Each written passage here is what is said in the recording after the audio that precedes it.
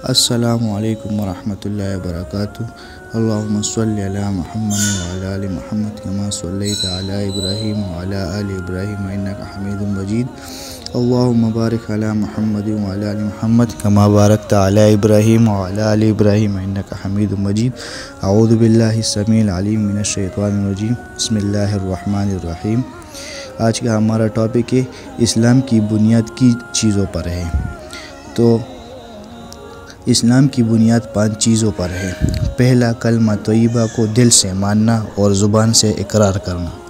دوسرا، نماز پڑھنا۔ تیسرا، زکوٰۃ ادا کرنا۔ چوتھا، رمضان شریف کے روزے رکھنا۔ پانچواں، حج کرنا۔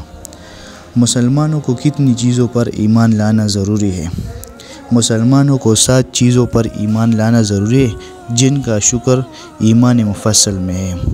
آمنت باللہ وملائکتہ وکتبہ ورسلہ والیوم الآخر والقدر خیرہ وشرہ من اللہ تعالی والبعث بعد الموت، جس کا ترجمہ یہ ایمان لایا میں اللہ جل جلالہ پر اور اس کے فرشتوں پر اور اس کی کتابوں پر اور اس کے رسولوں پر اور قیامت کے دن پر، اور اس پر کہ اچھی اور بری تقدیر اللہ جل شانہ کی طرف سے ہوتی ہے، اور اس بات پر کہ مرنے کے بعد پھر زندہ ہونا ہے۔